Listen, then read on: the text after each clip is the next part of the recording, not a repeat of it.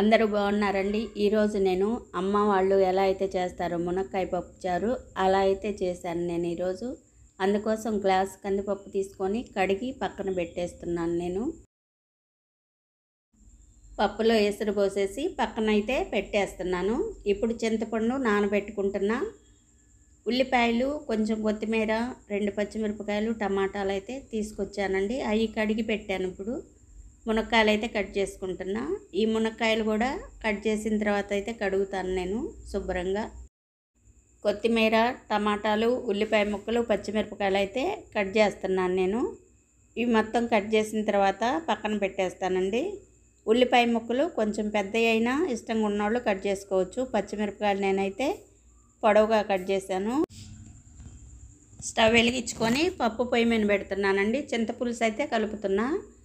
ఇప్పుడు ఈ స్టవ్ వెలిగించి ధనియాలు, మెంతులు, జీలకర్ర అయితే వేసి 2 మిరపకాయలు వేసి ఎండుమిరపకాయలు వేయించుతున్నా. పొడి కోసం అండి ఇవి.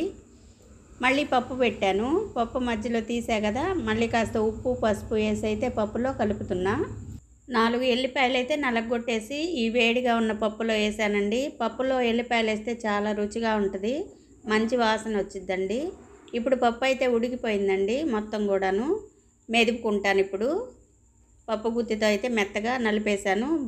స్టవ్ మీద గిన్నె పెట్టి ఆయిల్ వేసి ఆవాలు, ఎండుమిరపకాయలు వేసానండి. ఇప్పుడేమో జీలకర్ర వేసాను. ఇలా సన్నసగమైన కొంచెం ఇలా కలుపుకుంటూ ఉండాలండి. ఉల్లిపాయలు కూడా వేసాను. తర్వాత టమాటాలు కూడా వేసానండి. కాస్త ముక్కలుగా పట్టడం కోసం అయితే ఉప్పు వేసాను నేను. కాస్త కొత్తిమీర కూడా వేసానండి. ఈ ప్లేటు పెద్దదండి, అందుకని చెప్పేసి తీసాను. మళ్ళీ ముక్కలైతే ఇలా చక్కగా కలుపుకోవాలి. ఇప్పుడైతే మగ్గినియండి మెత్తగా. కాస్త అయితే కరివేపాకు వేసాను. ఇలా కలిపేసుకొని మగ్గబెట్టుకోవాలి. ఇప్పుడు మునక్కాయ ముక్కలు అయితే వేస్తున్నానండి. మునక్కాయ ముక్కలు వేసిన తర్వాత ఇలా గుడ్డతో కదుపుతున్నాను నేను, గెంటితో వీలు కాదని. ఇప్పుడైతే చింతపండు రసం కూడా పోసాను. మొత్తం పోయిద్దండి, అడుగున తొక్కలు అవి ఉంటాయి కదా. ఇలా సగం అయితే ఉడికినాయండి, ఇంకా అయితే ఉడకాల్సింది ఉంది. ఈ పొడి చేసుకున్నాం కదా, ఆ పొడి కూడా వేస్తున్నాను నేను. కాస్త అయితే మళ్ళీ కొత్తిమీర కూడా వేసాను. బాగా మరిగించుకోవాలండి.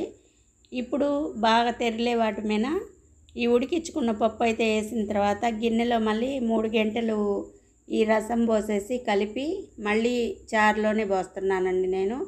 ఇప్పుడు ఉడికింది అని చూసుకుందాం. మునక్కాయ ముక్క అయితే బాగా ఉడికిందండి. చారు అయితే భలే టేస్ట్గా ఉంటాయండి ఇలా చేసుకుంటే. మన అమ్మ వాళ్ళు ఇవే చేసుకునేవాళ్ళు కదా ఇలానే. అంతకుముందు సాంబార్ పొడులు అవి అయితే లేవు కదా,